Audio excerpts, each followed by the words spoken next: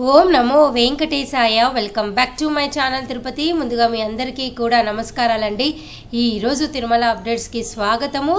ముందుగా అయితే మీ అందరికీ నవంబర్ అలాగే డిసెంబర్ నెలకి దర్శనం టికెట్లు ఎప్పుడు విడుదలవుతాయి అని భక్తులు ఎక్కువ మంది అడుగుతున్నారండి. వాటికి సంబంధించి అప్డేట్ మీ అందరికీ చెప్పడం జరుగుతుంది. నవంబర్ నెల దర్శనం టికెట్లు అండి. ఇక్కడ చూడండి, ఇది క్యాలెండర్ కదా, మీకు కనిపిస్తుందా స్క్రీన్ పైన? దీన్ని మనము క్యాలెండర్ అని అంటాం కదా. ఈ నెల ఆగస్టు 18వ తారీఖు నుంచి కూడా మీ అందరికీ 1 దర్శనం టికెట్లు విడుదలవుతాయి. ఓకేనా, అర్థమవుతుందా? అయితే దీనికి సంబంధించిన అప్డేట్ అనేది మనకు ఒక 2-3 రోజుల్లో వచ్చేస్తుంది. ఎప్పుడు రిలీజ్ అవుతాయి, ప్రతి డేట్తో సహా అన్నీ వస్తాయి. అయితే ముందుగా అయితే ఆగస్టు 18వ తారీఖున ఎలక్ట్రానిక్ లక్కీ డిప్ సేవల ద్వారా ముందు గడప దర్శనం టికెట్లు విడుదలవుతాయి. అలాగే అవి 20వ తారీఖు వరకు ఉంటాయండి.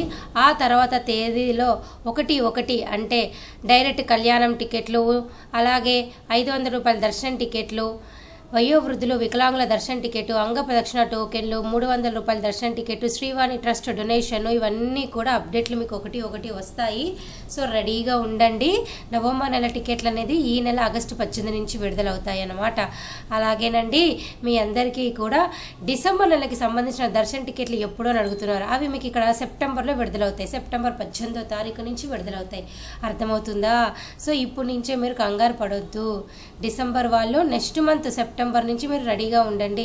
అంతేగాని ఇప్పుడు ఈ నెల ఆగస్టులో మటుకు నవంబర్ టికెట్లు విడుదలవుతాయి. నవంబర్ సంబంధించిన టికెట్లు ఈ నెల 18 నుంచి విడుదలవుతాయి కాబట్టి ఈ నెల 25వ తారీఖు దాకా ఈ బుకింగ్స్ అన్నీ ఉంటాయన్నమాట.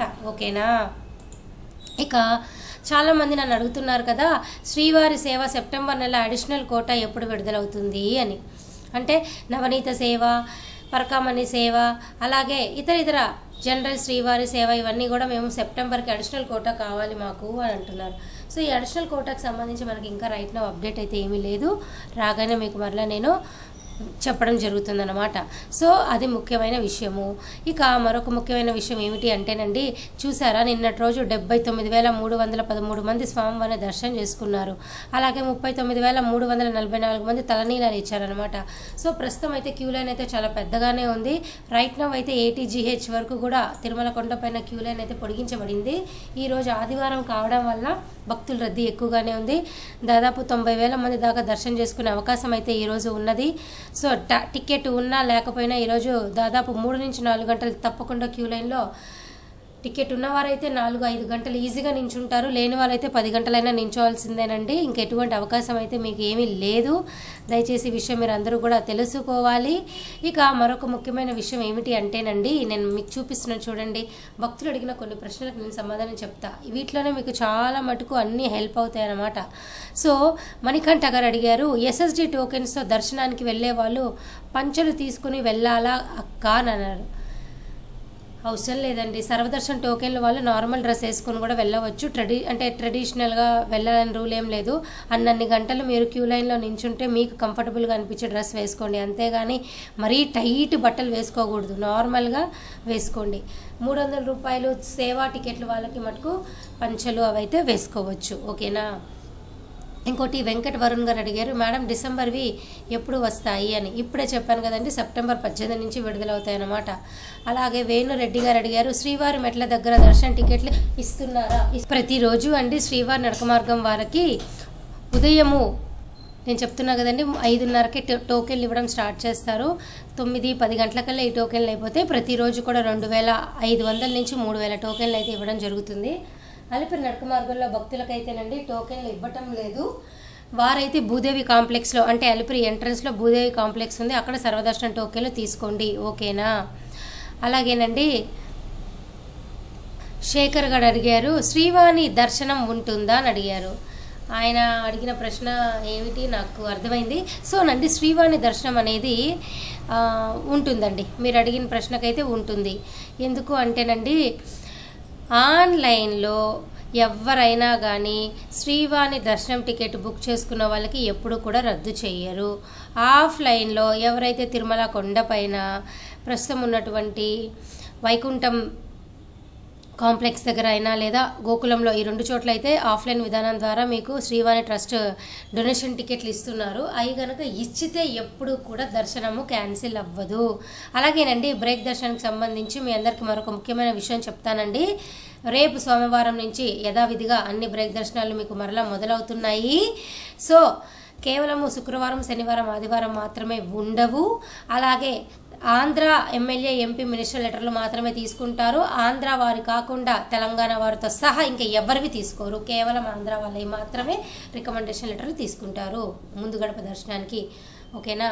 అశోక్ యాదవ్ గారు అడిగారు, అక్క నమస్తే, 300 రూపాయల టికెట్స్ రిలీజ్ చేయకపోతే మరి వీడియో డీపీ ఎందుకు అలా పెట్టారు? మేమెక్కడ పెట్టామండి మీకు ప్రశ్న?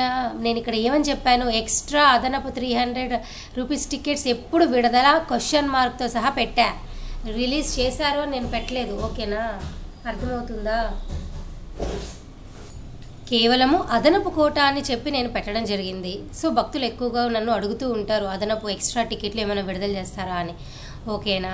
సో నేను మరలా చెప్తున్నానండి, అక్టోబర్ నెలాఖరు వరకు కూడా 300, 500 రూములు, వయోవృద్ధులు, వికలాంగులు, అంగ ప్రదక్షిణ టోకెన్లు, కళ్యాణం టికెట్లు, ముందు గడప దర్శనం టికెట్లు, శ్రీవాణి ట్రస్ట్ డొనేషన్ విధానము ఇవన్నీ కూడా అయిపోయినాయి. దయచేసి ఈ విషయం మీరు అందరూ తెలుసుకోవాలండి.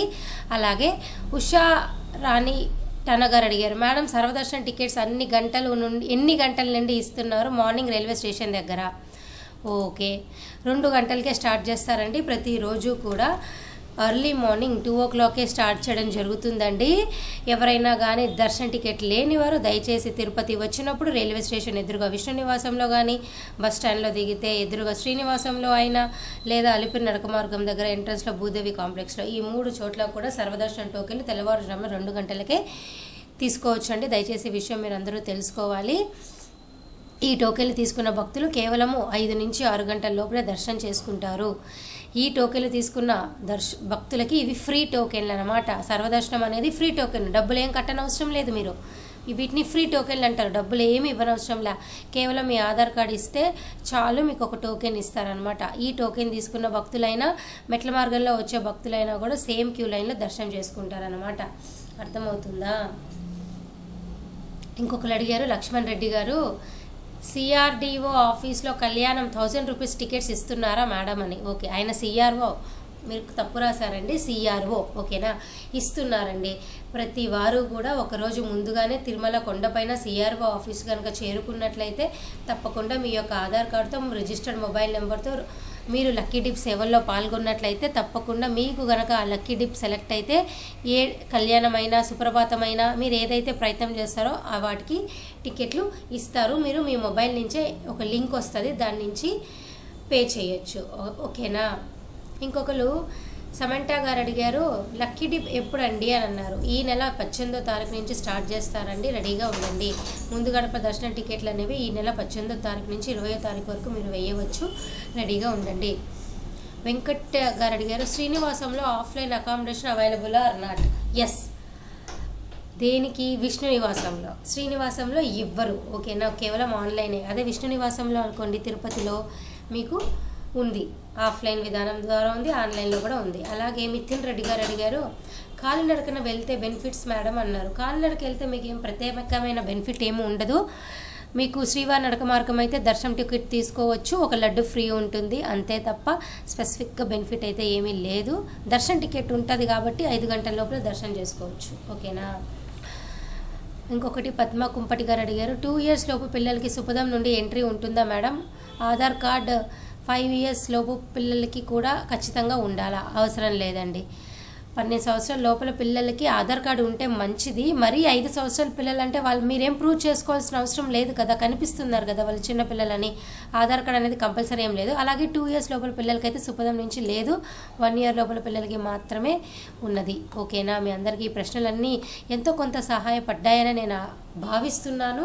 అలాగే ఆఫ్లైన్ విధానం ద్వారా దర్శన టికెట్లు, ఈ సర్వదర్శనం టోకెన్లు తీసుకోండి.